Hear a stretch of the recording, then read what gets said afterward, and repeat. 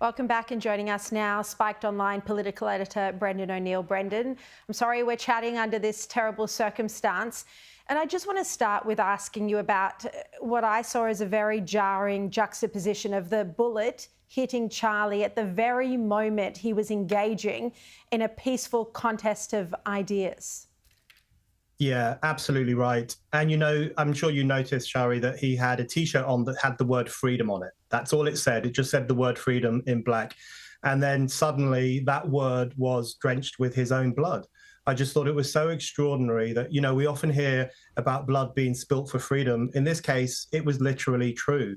A young man who had devoted all of his adult life to standing up for freedom of speech was suddenly had the word freedom covered in blood on his own chest. It was such a despicable, horrendous, savage act. And I think it was an attack not just on Charlie Kirk, and it leaves a woman widowed and 2 children orphaned, an unspeakable personal tragedy.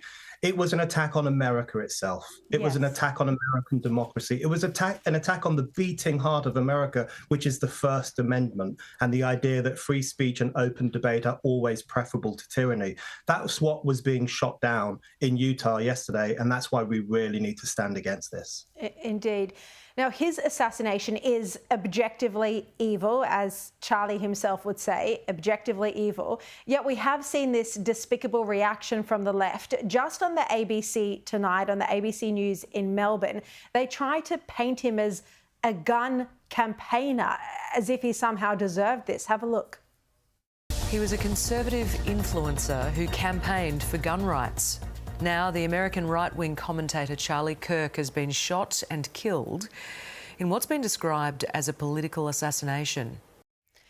I mean, Brendan, sure, he agreed with the right to bear arms, and you could find maybe 1 or 2 examples of him speaking about that, but that was hardly what he was. You would not describe him as a gun rights campaigner.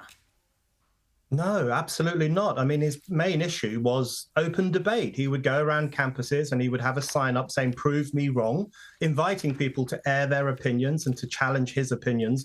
This was a man who primarily was standing up for the great American, the great Western tradition of free discussion. The idea that he was a gun campaigner is complete nonsense. But, Sharri, I'm increasingly thinking that wokeness is just a death cult, because, there are people on the left who made excuses for the murder of Jews on 7th of October. They celebrated Luigi Mangioni's killing of a CEO. They say death to TERFs, death to gender critical feminists. And now there are some people even making excuses for the assassination of Charlie Kirk. This is a death cult. This is a movement that celebrates murder. We should be incredibly worried by what's becoming of the left in Australia, in Britain, and in America. Indeed. I just want to move on to ask you about Israel's strike in Qatar, because you've written a brilliant article on it before the assassination happened.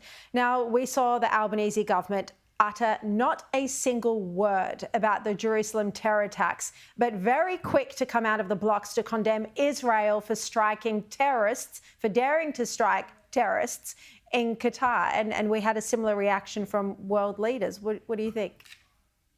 It's horrific. If people care more for the lives of Hamas terrorists, mass murderers, than they do for everyday Jews going about their business in Jerusalem, then they have a severe problem.